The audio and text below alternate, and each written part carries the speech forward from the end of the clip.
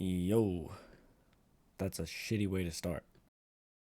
So, it's been a hot minute since I posted a Dark Souls video because, well, school started. Hello and welcome to Standing Up School. And you fail. Anyway, this run will be about the Hollow Slayer Greatsword because I thought it'd be fun and it is an interesting looking weapon. And after I finish this run, it's definitely up there in my favorite greatswords. The stats for the Hollow Slayer Greatsword are as follows: 14 strength and 18 dexterity. The primary scaling is dex with C scaling, and it doesn't get any better scaling it at max level, so you may be wondering why I like it so much. And all I have to say to you is, you'll see. I ain't gonna spoil it right at the beginning. The Hollow Slayer Greatsword is a boss weapon which you can get after beating the Curse Rotted Greatwood and using its soul and transposing kiln.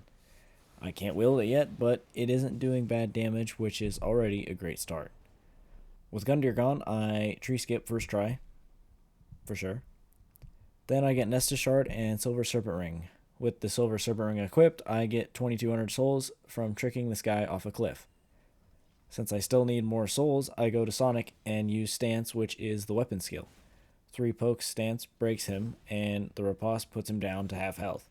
Then I do it again for a Titanite scale and some more souls. With the scale, I can get my sword up to +1 before high wall, and I get the stats to be able to wield it. Since it's a boss weapon, I can't buff it with resins, and I don't need regular Titanite, so on high wall, I just pick up the binoculars for later and another Estus shard. I also killed a mimic because I can, and it's a mimic, so why not? Souls. I wanted to see if I could do Dancer early by looking at my damage against Emma. It is almost the damage I would be looking for, but it's still a little on the low end, so I'll be back later. So I get the shortcut and go to Vort. The damage was really nice, and the stab riposte was well over enough to demolish this big booty boy. After hitching a ride with some cheese demons, I said hi to York and went through Undead Settlement picking up an Estus Shard, as well as saying hi to Cornix. I was thinking I might use Power Within for this run, but I later decided against it for a more favorable option. Then I killed an Ice Boy and helped Onion Bro kill a Fire Boy. You may or may not have noticed that even though this is a boss weapon run, I am not wearing boss armor. There's a few reasons for that. One, the boss obviously doesn't have armor, it's a tree, which is why I was considering no armor or my usual Master's Attire and Loincloth combo. Two, in Dark Souls 2, there is a very loved NPC named Lucatiel, who wields a sword with an extremely similar look to the Hollow Slayer Greatsword. And in Dark Souls 3, you can find the Mira set in the same tower as the Chloranthy Ring. This is part of the fit, though, and you can get the mask by trading a Vertebrae Shackle to the Crows. An easier Vertebrae Shackle to get is from Hodrick when he invades you at the Dilapidated Bridge bonfire. You do have to be embered, though. With Vertebrae Shackle in hand and then out of hand, I get Lucatiel's mask, completing the fit for the run. I almost forgot an Undead Bone Shard, then got gravitied by gravity. I don't think you get the gravity of the situation here. Before leaving Undead Settlement, I decide to take care of these tree balls. Also, Lucatiel has a shield, which I didn't know about, so I had to find out how to get it. You can get the Sunset Shield, which is what it's called, by standing by this bonfire and praying to Michael Zaki to give it to you. Looks like he was listening. Thank you, Michael Zaki. Now that I have everything in order, I run through to Halfway Fortress and say hi to Wifey, who is a guy of this run, because Lucatiel is a girl. The reason I'm down here and not at Dancer is because I don't feel like running through here later, so I'm getting the bonfires now. Also, I want to say hi to Henri, because who doesn't want to say hi to Henri? With that taken care of, I get my dex up to 33 and go to Dancer, who kills me. Thankfully, the two-handed light attack is a vertical slash, so I can hit her head for a riposte and then play well to finish off her second phase on the second try.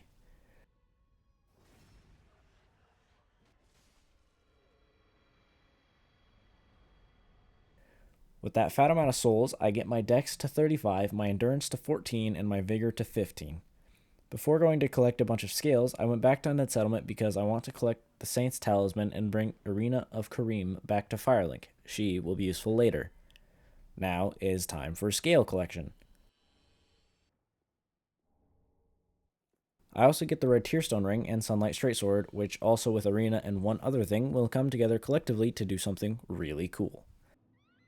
Another thing I need is more levels, so I jump off a cliff a few times, then talk to York until he dies of old age. After saying my eulogy, which I definitely said, I go to Osiris. The damage isn't good, but it also isn't bad. I did die to his bullshit charge again, though.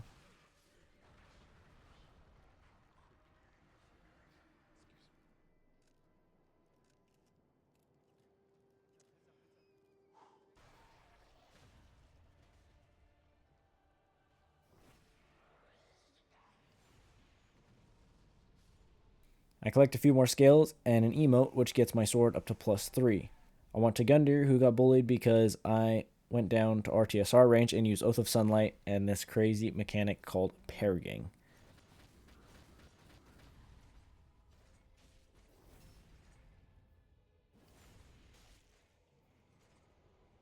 In Dark Firelink, I grabbed the Cold Sword Fragment and Blacksmith Hammer. When I got back to less Dark Firelink, I traded the Hammer for a Scale and Sword Fragment for a Slab, which gets my Hollow Slayer Greatsword maxed out and still a C scaling index.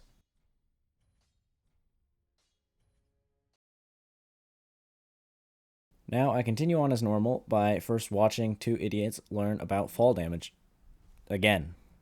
Then I get the Sage's Coal to infuse things. It didn't help for what I wanted it for, and I'll talk more about that later. Then I did some crazy damage to a more grabby version of that Dark Souls 1 boss.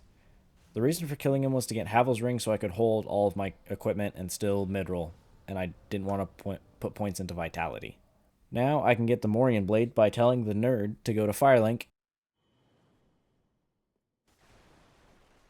and then one-shotting him, which I didn't think I would do, which is why I did a follow-up attack.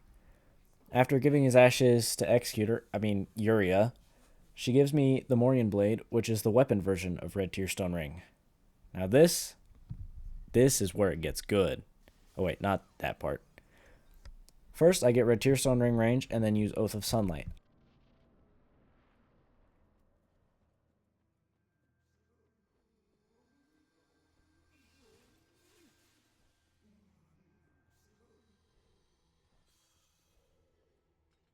I parry and then switch left hand to Morian Blade and riposte for the Crystal Sage one shot. Absolutely nuts.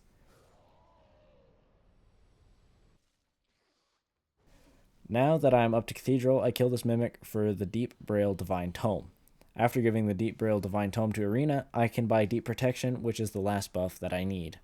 With me being fully prepared for the rest of the run, I almost die to Patches, but somehow live with exactly 1 HP. The reason I kill Patches on most runs is not because I want to do Secret's questline, it's because I don't feel like running on the rafters, which takes too much unnecessary effort. Next on the list of bosses is the Piss Watchers. I don't think I need to narrate what happened, you can just see this for yourself.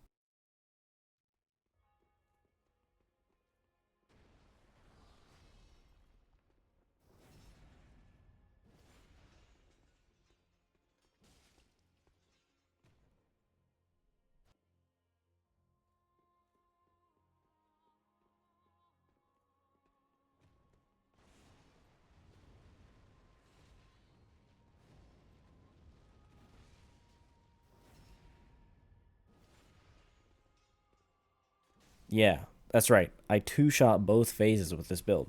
Also, I didn't have deep protection because I forgot to buy it. My bad. Before Smoldering Lake, I went to Wolnir because the bonfire is very convenient. I one-shot his first bracelet with a heavy attack, then popped his second bracelet with 3 light attacks and broke his last bracelet with 2 light attacks. It is again that time in the video where we see who will win.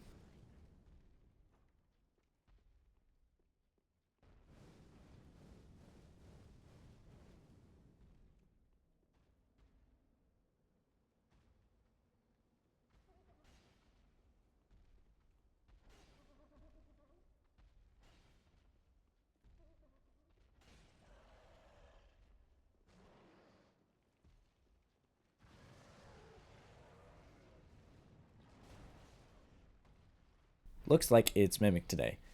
I wonder if I should start counting all of these wins and losses. Maybe I will. We'll see. In Smoldering Lake, I let Solaire get killed by some giant arrows so that I could get an undead bone shard. While I was down there, I decided to take care of the old fire guy. I think I might just leave in the entirety of some of these bosses because they were so quick.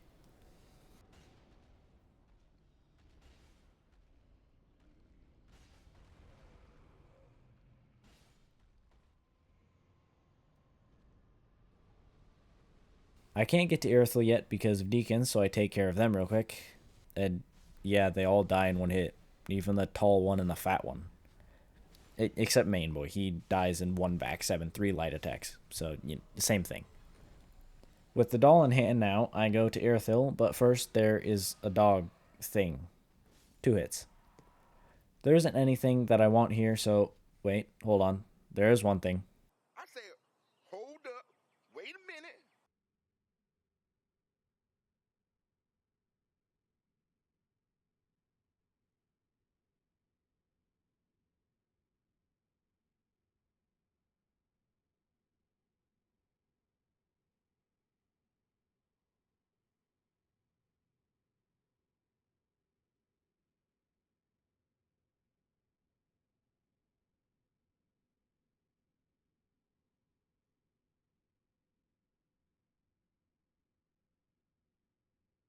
Man, that was great. I love that piece. I have the Hornet Ring for better crit and all of the buffs. Let's go. Oh, forget that happened.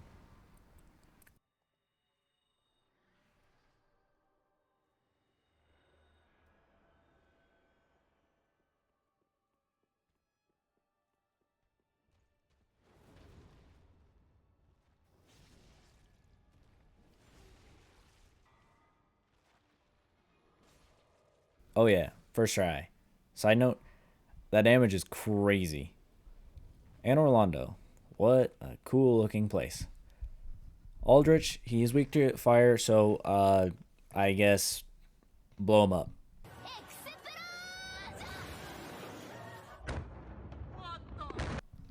All jokes aside, though, I was hoping for him to lead with arrows, and he did, which is a pretty good opening, and I got some great damage in.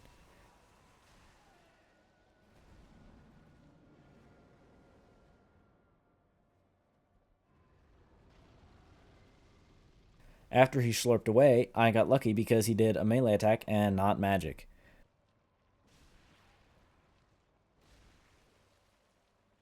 That put him into phase 2, and he led with the same attack again, which gave me the easy win.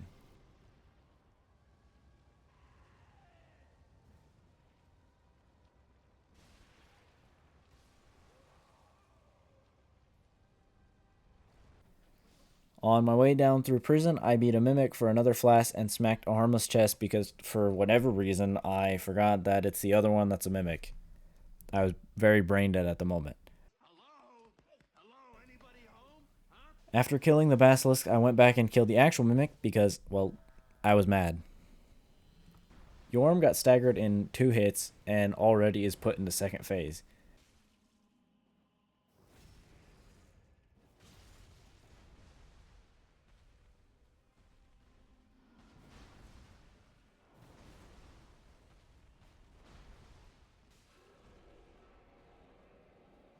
He has a little more poise in second phase, so I hit his head twice and staggered him. The charge attack followed by a riposte killed him, and I'm really starting to enjoy fighting Yorm in these runs. It's just really fun. Since I already ran through Dragon Barracks area earlier, I already had the elevator and went to DSA, who was alive, but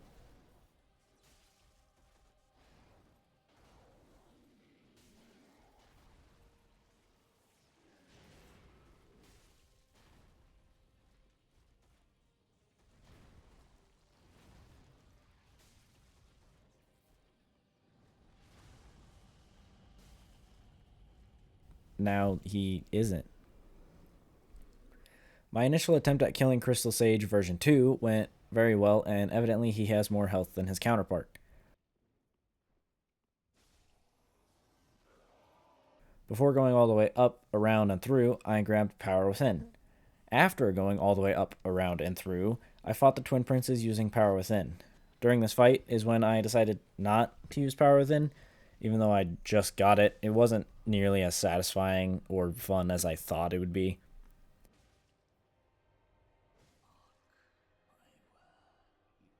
So I switched my spells and went to Archdragon Peak. I also did the cheese for Ancient Wyvern on first try, which was very fun and satisfying.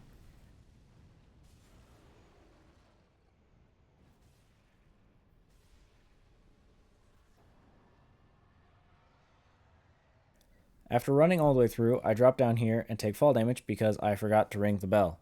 After ringing the bell, I saw that everything was foggy and wondered why I just walked off the edge before the bell. Like, it looks completely different. The big chicken got bullied,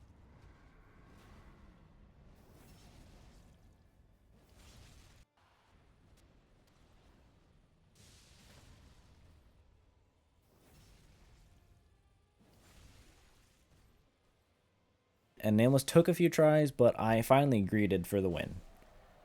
With the base game done, I go talk to this old guy and he sucks me. Wait, pause.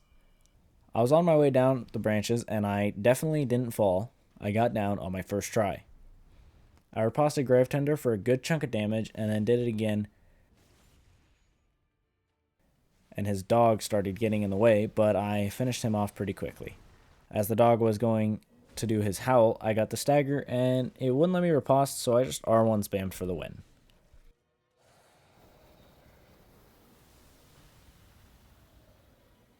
The next enemy in my way is Wilhelm, who puts up a good fight, but in the end, I am the victor and I steal his keys. Well, key, I guess. On my way through to the bug infested chapel, I ran into some dogs. Or, more accurately, they ran into me. After turning the wheel, it was time for Sister Fried. I did die a few times, but the whole buffing routine was putting up some numbers.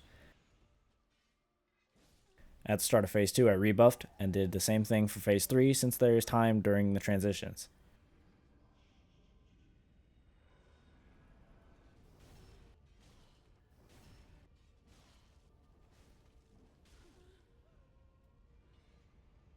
I popped a few bossels and pumped my strength up to 38. In the Dreg Heap, I attempted to get the Fap Ring plus 3, but I died. I do get a second try though. The Demon Princes were not too bad because I'm doing some pretty good damage and I got to second phase pretty easily.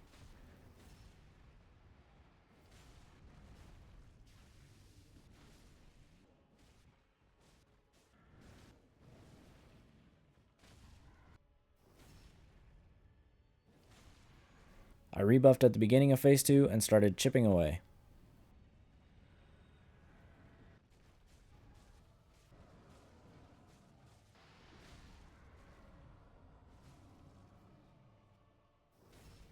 After the second stagger, he was already dead. He just didn't know it yet.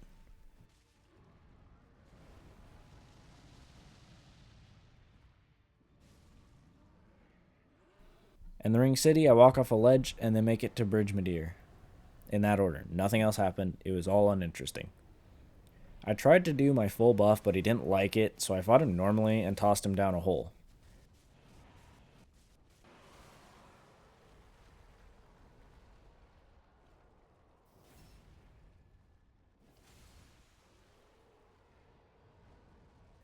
The damage on Madeir was really good, and I beat him after just a few deaths.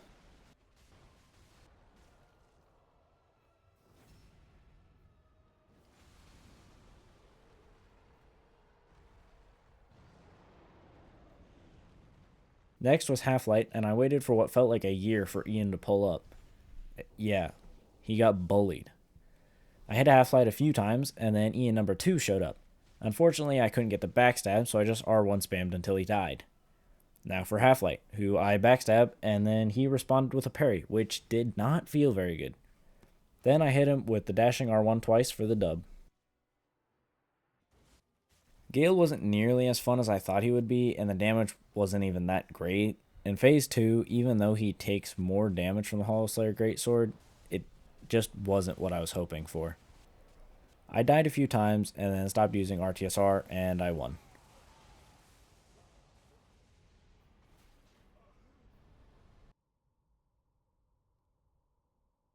All that's left is Soul of Cinder, and I am doing some pretty good damage. He went into pyromancy phase, and I just ran away because I am not at all good at that phase. Once I got him staggered, the charge attacks killed him real quick.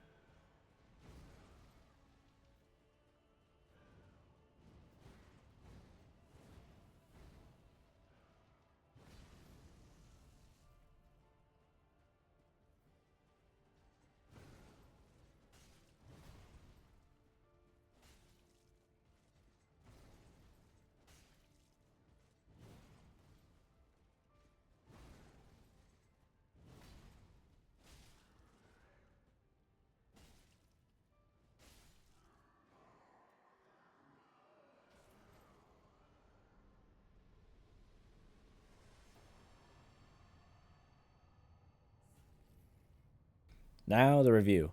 This weapon is amazing. It has a quick moveset while still being a greatsword and a very unique R1 moveset when two-handing. It does great damage consistently throughout the playthrough and doesn't use a ton of stamina.